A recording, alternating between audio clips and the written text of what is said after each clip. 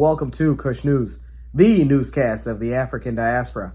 I'm your anchor, Ochanda, daily bringing you the top stories from Africa and the Caribbean. Let's take a look at today's news on Monday, May 15th, 2023. We go to the Democratic Republic of Congo, where an official has stated that troops have been failing. The Democratic Republic of Congo's Deputy Prime Minister and Minister of Foreign Affairs, Christophe Lutundula, has said that the East African Community's regional force sent to the country's conflict-ridden East region has failed to deliver expected results. Speaking at a press conference this past weekend, he said that the East African Community's troops have failed to engage the M23 rebels militarily. He's quoted as saying that, "I'm speaking plainly. It is clear as the water in a clear glass. We would no longer be talking about the M23. It doesn't require any particular demonstration." The East African Regional Force was deployed back in November of 2022 with a mandate of supporting a peace process that would see the M23 withdraw.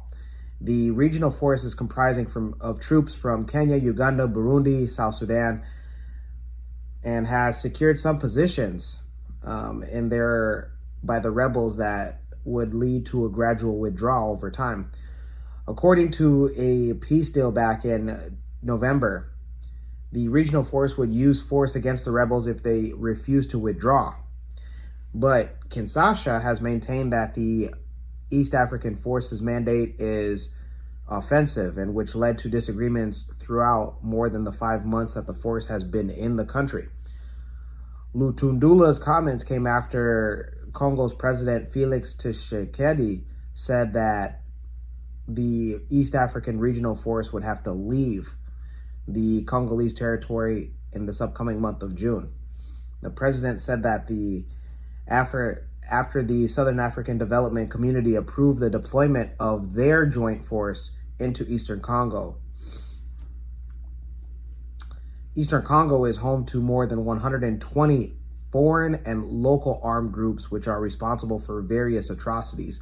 Multiple interventions, including one of the United Nations' largest peacekeeping missions, have failed to end decades of violence in the country.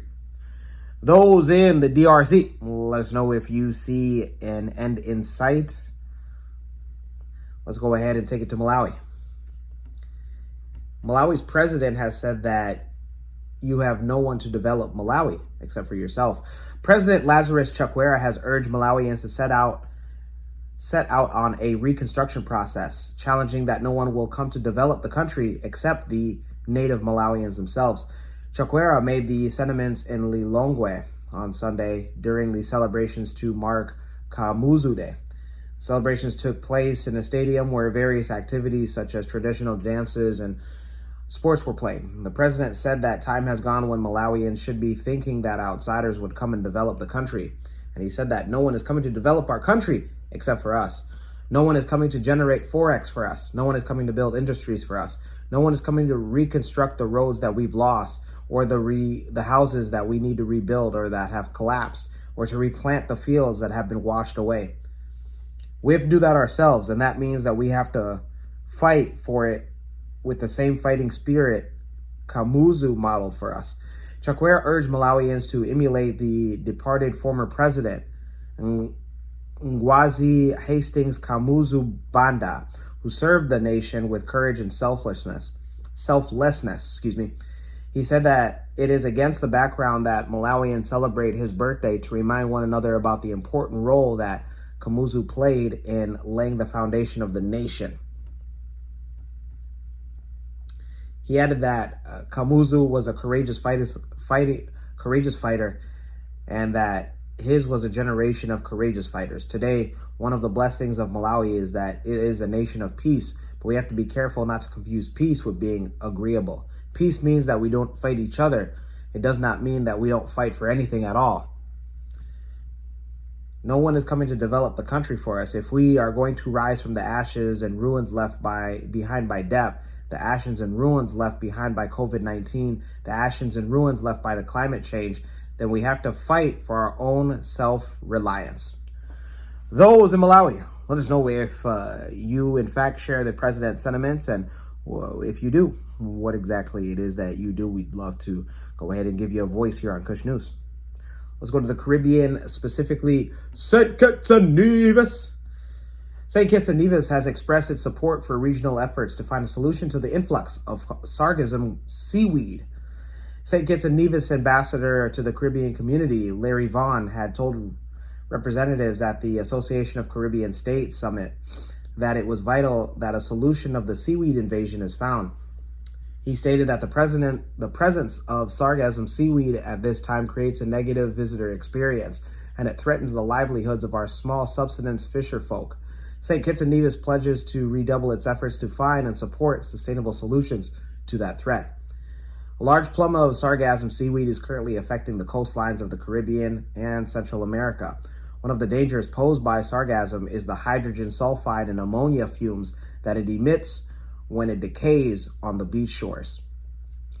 Those in St. Kitts and Nevis, let us know if you in fact have came across large amounts of the sargassum seaweed and if that has affected you in any type of way. We end today's newscast with the African proverb of the day. And it comes to us from Zimbabwe. Zimma. Who got the keys to... Oh, sorry, wrong place, right? And it reads, you cannot tell a hungry child that you gave him food yesterday. Once again, you cannot tell a hungry child that you gave him food yesterday. Very, very, very, very interesting. Give me a moment here. Let me see if I have my own interpretation. I like this. Give me a moment.